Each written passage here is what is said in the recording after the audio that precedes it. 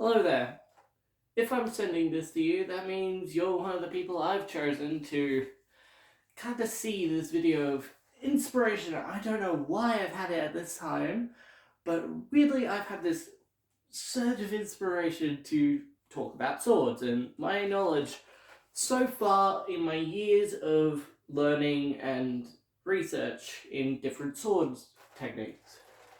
Now, to start, we'll go with somewhere I'm sort of familiar with, but not entirely yet. This is the closest representation of a Nordic slash Viking era sword I have. It's not an actual Viking era sword, it is the sword from Lord of the Rings, the one was used by the Rohirrim, or the character Eowyn.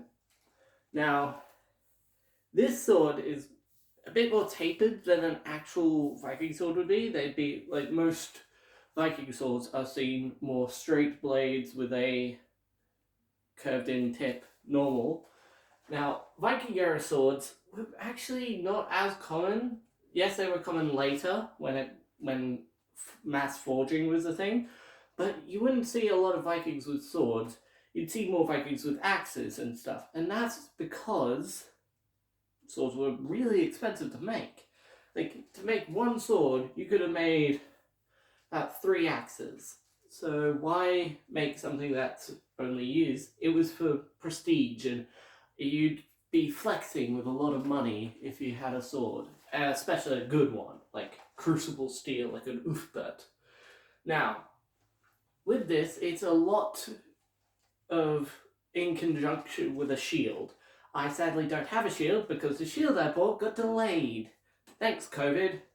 But you imagine I've got a round shield about the size of to my shoulder out.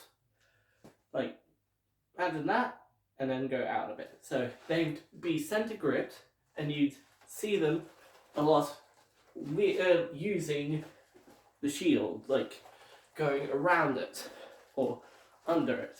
Yes, you can use it without, but it's very much like the normal European styles now. Like, we don't have actual manuscripts.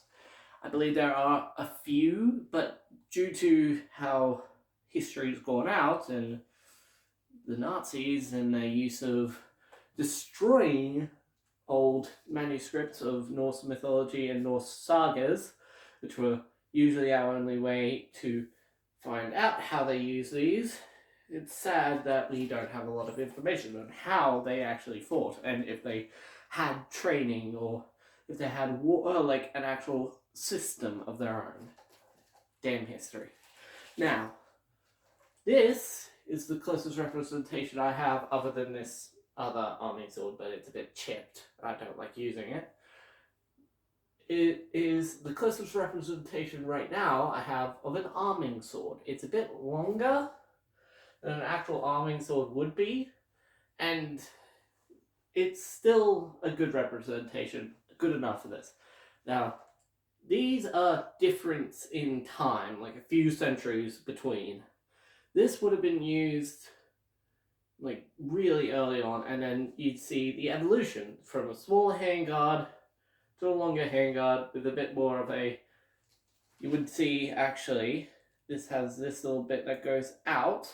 This would have had a ring around it that only just covered the hand. Now this little bit here, you can't see it, but it's a diamond type slit that goes out. Now the reason it's like that is so if the blade comes down to there, it would have been a bit larger, but if it comes down to there, you'd be wearing gloves, like gauntlets or something to protect your hand, but it would slide off and glance, giving you the chance to attack through. Now, with these, it's pretty simple, like HEMA instructions, so very much the same. Now, this other sword I have, this one, also is close enough. It's definitely not what I'm about to demonstrate, and by the way, I'm not trained professionally or any way in this sword art. It is the closest out of all my swords that I have to a Xian, a Chinese Xian. Now, Xians are the. Sorry for my pronunciation, I don't know Chinese. But Xians were the Chinese equivalent to a straight sword. Quite literally, it was the straight blade. Think Hidden Tiger, whatever. Oh, Crouching Tiger, Hidden Dragon. That's the movie I was thinking of. Like the ebony blade the jade blade is an actual Xian. Now they're not usually as thin as they were in that movie, but they had a straight blade. And the interesting thing about how Xians and Daos, which you can see representation of in Avatar: The Last Airbender with Zuko's swords, they are the later and also like more evolved version of the swords in China. We use predominantly shields as well, but they are what they call class as broadswords. Now, in this, sorry if I want my nose through this, my nose is running a marathon. But in Xian work, a normal sword, you go like fight with the whole body, use the whole arm, and you kind of quick movements with that. And when you use your wrist, you kind of turn in with your arm as well.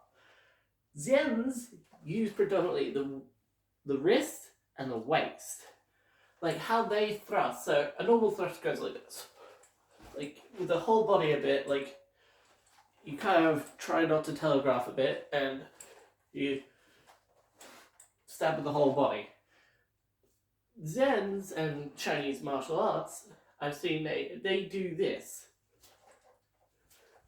They don't really stab, they more kind of lead the point to where they want to go with the wrist. They like that.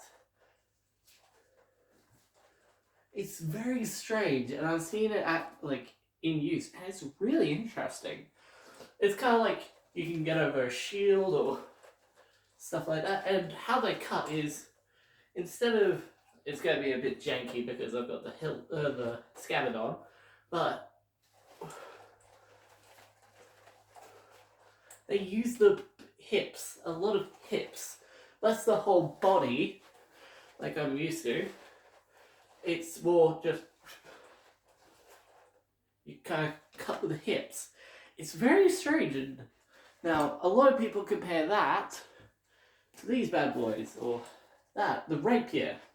I'm going to use these for main demonstration because I don't want to put any holes or anything. But the thing with the Xian, it goes like that, whereas a rapier is actually closer to the normal, a normal European sword, because it goes with the actual full body.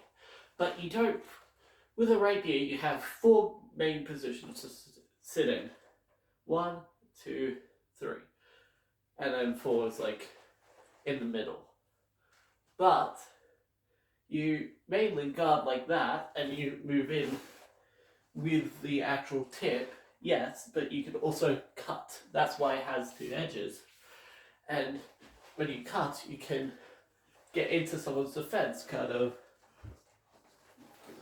But you quick movements, and your forearm is the one that controls the blade. Whereas a Xian, it's the hips that control the blade, whereas it's the arm here, the wrist and the arm control the blade. So there's the difference. And now the interesting thing as well, if you want to look at actual similarities between 2 different, like an Asian country and a European style, look at longswords and katanas. Now, the debate that says katanas are better than longswords are better than katanas are null and void. Doesn't matter which is better, it just matters which you're trained in better. Now, yes, some people will say, ooh, katanas can cut through anything. No, you can't cut through anything. It all depends on the steel and like the actual metallurgy, stuff like that, a lot of different techniques. yes, some European swords were a bit, were not the best quality, but that's because some blacksmiths were cheap ass bastards. And European swords had better steel and stuff because their countries were a bit richer in steel, whereas a lot of you see a lot of Japanese steel, like when they're forged, the reason they layer so much is because they had pretty terrible iron and like metal content, so they had to kind of layer it in to make it stronger, which eventually did. Now, there's actually a lot of similarities, especially now I've been playing Ghost of Tsushima again. It made me really think about the similarities between Kima and his like what we know of historical martial arts, European martial arts, and kendo and like Japanese style swords arts. Like there's the guard long point, low guard like this in Hema, legs a bit spread, sword pointed down. You look at your enemy, and then there's the same type of guard in Kendo, in the Kendo manuscripts going down like this. But the difference is posture and stances. Like, there's minute differences, but there's still differences. A lot of Japanese stuff is very, like, karate stance. I haven't done karate or taekwondo in a very long time, so don't judge my stances. But it's very hard to the ground, very strong, so you kind of move very sturdy and strong and you don't get moved back. Whereas Hema is a bit more like you can do the stand up thing, but I prefer to be a bit more low to the ground so you can dodge quicker and stuff like that. Now there's also the high guard, which I can't properly, I'll do it with my other Welp sword that's a bit smaller so I can actually do it, but it goes up like this. Whereas in Japan, it's pretty much the same. It's just like more pointed down for a quick strike. And you see also in like a lot of similarities. Like that is actually more like that in like the main guard in Hema. The first one I ever learned is long point. Is where you hold the sword out angled so the point is toward your enemy. There is a version of this, the closest version to this is this one. I don't know its name, I can't pronounce it, but in Japan it's like this. You hold your sword like that, go down, and then in. Now, what I've seen with the main difference, obviously, is Hema usually associates with two blades, the double-edged weapons, whereas Japanese stuff is all used with one blade. Sorry about the pause, I just had to make sure my mum wasn't going to walk in. Now, you get all this with the ones when you get stuff like the fort cut, which is you cut down with the first edge, and then you use the false edge, which is the edge facing towards you, to cut up and then into the person, kind of a little cut there to hopefully disable your people. There is a version of this in Japanese martial arts. It's just it's a lot of flippy, and it's a bit harder to do a fort cut with a one-bladed weapon. See, you also have this is definitely not a historically accurate weapon. This is based off a movie, but I'll try and demonstrate how difficult a fort cut would be with this. You couldn't do a proper fort cut, but you could bring it out and then back. See, it's very interesting when you get into the closer aspects of different sword fighting styles from different countries, especially at different times, where there were a lot of actual, close similarities. Yeah. Now, as time progressed, swords went from being normal long swords such as this to rapiers, a bit more elegant, fancy. You'd see them more in the Renaissance period and later things, to this. Now, this is the closest thing I have to a side sword. Side sword is what kind of replaced the normal sword in the earlier centuries, like during the industrial periods and the Victorian era. A lot of them had side swords, not really big broad swords and like long swords such. You did have like a few, like Highlanders. They did have the Clay Morgan, which roughly translates to great sword or something like that. I'm not the best at different languages. I'm good at English. But see, the blade here is tapered, it's small, it's thin, so it's good for thrusting, but it's also still got enough weight to it to be a good cutter. Now, there are reasons why we stopped using swords. Obviously, I'll get through them in just a moment. I'm just gonna pause the video for a second. I'm back. Nothing happened. For you, that'll be just a second. For me, that was a bit more. I had to go do something. Now, you'd mainly see, like later, you'd see a lot of higher end people wearing swords. But when guns and stuff became more frequent and easily obtainable, people didn't really use swords that much, especially because swords were a bit more expensive to make and they were a bit clunkier to wear. Like having a sword on your side when you could have a hidden gun or a knife or something just became normal, especially when countries started banning having swords out because duels were being banned. Like, yes, you'd have the occasional, I want to fight you for my honor or my sister's honor, stuff like that, but those were a bit fewer and far between from what my research says. Now, you can definitely see, like, just here with my three swords here, the evolution of the guard.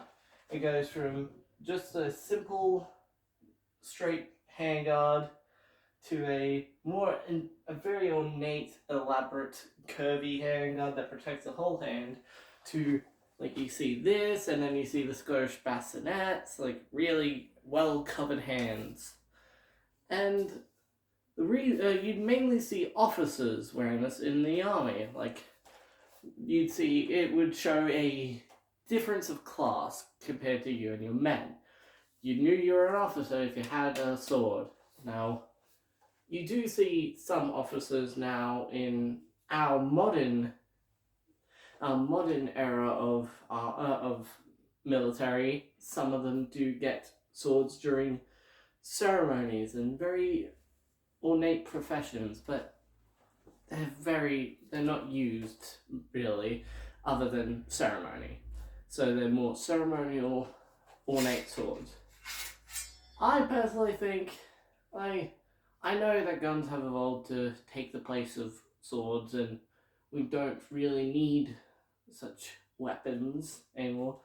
But some days I do believe that how to sell your differences is just grab a couple of swords and go out and whack each other.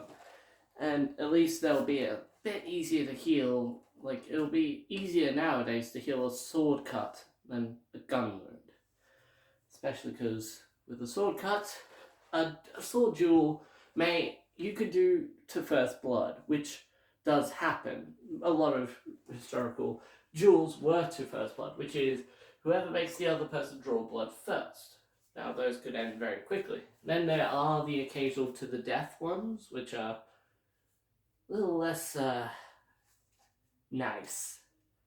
But you also get the ones where you can yield. Like, back in the day, sword cuts were, if you got cut by a sword and didn't get disinfected, which really that would have been run some water with some herbs through it. Some sword cuts were basically fatal, like even if they were small. And the thing that you see in movies that kind of pisses me off a bit is one sword cut killing anyone. Now I get it. I get it's a movie trope to try and get through to show how good your person is against grunts. But you don't see. You can see sometimes a sword cut disabling someone, but one sword strike, unless to a very vital area or like cutting the brain out or something like that, will not kill someone immediately. You'll see them still like. You see people go like that and getting cut across the chest and dying. You know, that like yes, that'll hurt you and it can possibly kill you if you cut deep enough. But you see just the tip kind of graze through, and that would not kill you. You see people in history who got cut like that and go like still with the sword. So that's why a lot of stab through and then you can pull out like. I found a historical artifact of someone with a sword blade broken off in their chest. Because what happened, well, actually it was more the sword, it only broke off due to time, but he was buried with they found the sword hilt and a bit of eroded metal, then, but the blade was cut off there. They found the rest of it, remnants of it, through his chest. What happened is, from what we found, because there was actual iron residue on the hand, he was stabbed during battle, held onto it, stabbed the guy back, and sat there and died with the sword in his chest. So when you see people in movies, dying to, the smallest cut to the shoulder or something, you wouldn't see that. You'd see, also, you see a lot of people always go for the body with that. You go for the hand, and they drop their weapon, or, they stop using their weapon, they're useless. Cut the hand, and then knock away, or cut the hand, and then go for the head. You see some duels in movies, some pretty awful, telegraphed movie sword fights, and you never see the person go for the hand or the head, especially when they have the head exposed. Yes, in movies, it's all ornate because you need to see the character's face, you need to see the actor's face. But helmets and gloves and gauntlets were the first thing you would buy, even as a foot soldier. Anytime, you would try and get your head covered and your hands covered because you need these to fight and you need that to fight. Yes, you'd have padded or lighter armor on the chest because getting stabbed will possibly kill you. Not always, because they might not hit a vital organ. And getting hit in the leg, yeah, that'll definitely kill you, but that's probably because you were an idiot and stepped too far.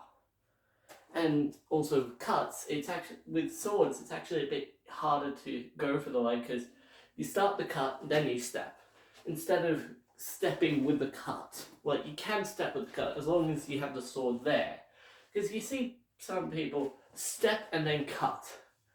That is just leaving your leg exposed, ready to get carved up like a Christmas ham.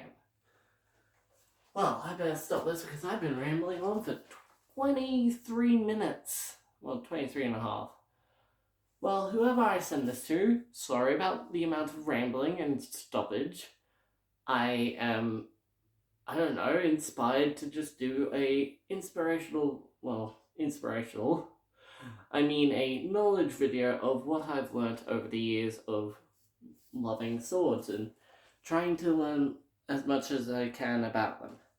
I hope you're not too harsh on me, whoever I send this to. Yeah, sorry in advance. You don't have to watch the whole video, you could just skim through it, or you could just leave it. Thank you if you've reached this part of the video, and if you ever need sword advice, ask me, I know a bit.